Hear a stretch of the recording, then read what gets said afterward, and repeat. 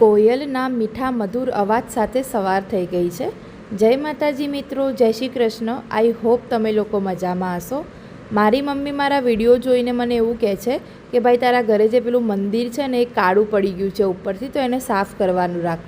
Mummy છે ને જોડે હોય કે દૂર હોય, ટોકવાની જે આદત હોય ને વારે વાળીએ કે આ કર પેલું કર આ કર, એ તો આદત જવાની જ નથી. અને બીજી વસ્તુ એણે એવી કીધી કે તું જે તુલસી માતાને પાણી આપે છે ને એમાં જે લોટો વાપરે છે ને તાંબાનો હોવો જોઈએ. એમની વાત માની લીધી, લાવવો જ પડશે. આજે તો હેરવોશનો દિવસ એટલે પરી હું મેં.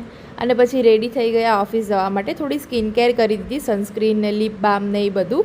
આઉટફિટ ચેક આપી દીધું કેમ કે આઉટફિટ ચેક આપના તો બનતા હે. પછી પહોંચી ગયા ઓફિસને. આજે તો બે પાર્સલ આવ્યા હતા અને આવી ગયા ઘરે તો જોયું હસબન્ડ આપણને હેલ્પ કરતા હતા, તો ફટાફટ હસબન્ડની હેલ્પ લઈ લીધી કેમ કે એકલાથી તો કશું કામ આપણાથી થવાનું નથી. અને પછી સાંજે નીકળી ગયા લેટ નાઇટ બહાર ફરવા માટે. શનિવાર કી રાતે ભાઈ રખડના ઇઝ વેરી ઇમ્પોર્ટન્ટ. થોડું ઘણું નિહાળી લીધું, વાતાવરણને ટ્રાફિક જોઈ લીધું. રાત્રે 11 વાગે ને તો એ જબ્બર ટ્રાફિક મળે હો. અને પછી બધા ભાઈબંધો બેઠા હતા, મહેફિલ જામી હતી મસ્ત મજાની. વાતો કરી, મસ્તી કરી, મજા આવી ગઈ. આવી હતી આજની રાત. જય માતાજી, જય શ્રી કૃષ્ણ.